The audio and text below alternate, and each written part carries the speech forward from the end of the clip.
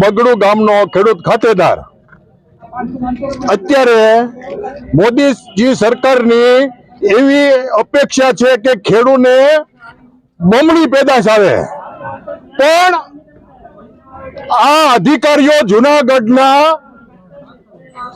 ખેતીવાડીના અધિકારીઓ જાહેરાત આપી કે 28 તારીખે સવારે 8:30 વાગે તલનું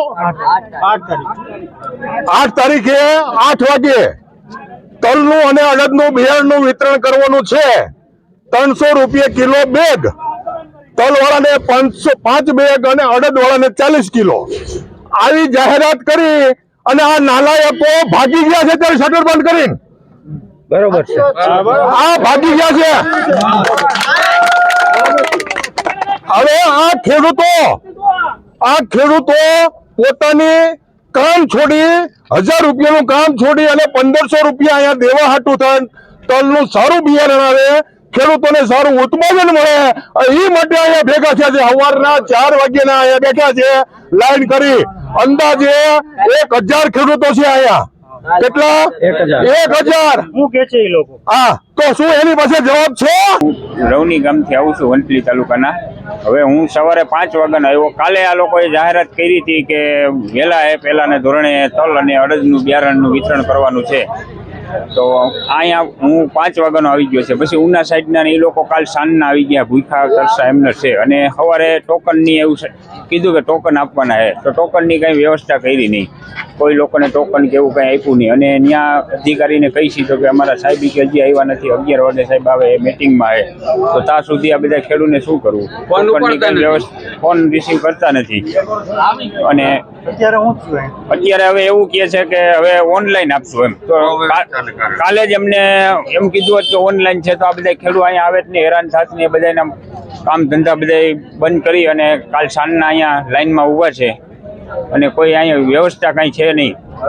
અને તલનું બધાને ટોકન આપી દીધા, અને તો તલને કોઈ અધિકારીને મૂકી અને વિતરણ ચાલુ કરતા નથી। અડદનું એવું કહે છે કે ઓનલાઈન છે, તો બરોબર છે, તલનું તો અહીંયા આપવાનું કહે છે, ટોકન આપી દીધા, તો એ ચાલુ કરાવતા નથી।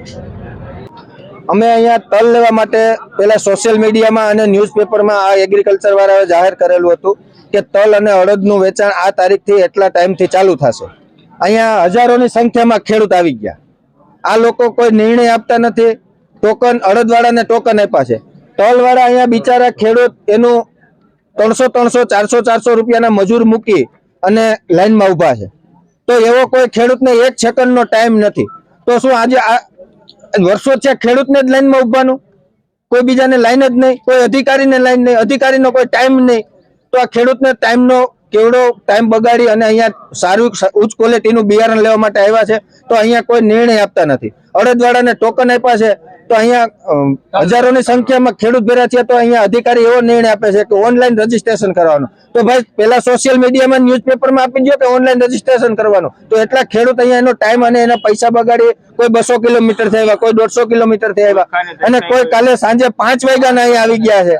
તો આ સરકારને કે આ કોઈ અધિકારીને ટાઈમની કોઈ કિંમત છે કે છે જ નહીં એમ એવો આક્ષેપ છે કે કોઈ લાગો ક્યાંને આપી દેશે એવું કે આમાં કોઈ અલગ અલગ એવી વાતો કરે છે કે જેને લગતા વળગતા હોય, કોઈ એના ખેડૂત સગા સંબંધી હોય, એ લોકોને વહેલાસર બિયારણ આપે છે, એવી આમાં અલગ અલગ વાતો થાય છે।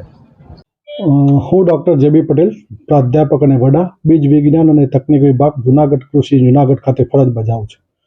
જુનાગઢ કૃષિ યુનિવર્સિટી ઉત્પાદિત અડદમાં ગુજરાત અડદ 2 અને તલમાં ગુજરાત તલ 5 અને ગુજરાત તલ 6 ના ઉનાળુ ઋતુના વાવેતર માટે ખેડૂતોને વહેલા તે પહેલાંના ધોરણે બિયારણ મળી રહે તે માટે અગાઉથી જાણ કરવામાં આવેલી હતી। તે મુજબ ખેડૂતો આજરોજ બિયારણ ખરીદવા માટે આવેલા હતા, પરંતુ યુનિવર્સિટી દ્વારા જે કંઈ બીજ ઉત્પાદન કરવામાં આવે છે એનો જથ્થો ઓછા પ્રમાણમાં હોય છે, અને એના લીધે જથ્થાના પ્રમાણમાં વધુ પડતા ખેડૂતો અત્રે આવેલ, અને એના લીધે તેઓ લાઈન ન કરતા અવ્યવસ્થા સર્જેલ, અને એ અવ્યવસ્થાને દૂર કરવા માટે પોલીસ ખાતાના સહયોગથી હાલમાં ખેડૂતોની લાઈન કરી તેમને અડદમાં કુલ 325 જેટલા, જ્યારે તલમાં કુલ 207 જેટલા ટોકનનું વિતરણ કરેલ છે, અને હાલમાં હવે સંપૂર્ણ ખુશનુમા માહોલમાં બિયારણનું વિતરણ ચાલુ કરી દીધેલ છે।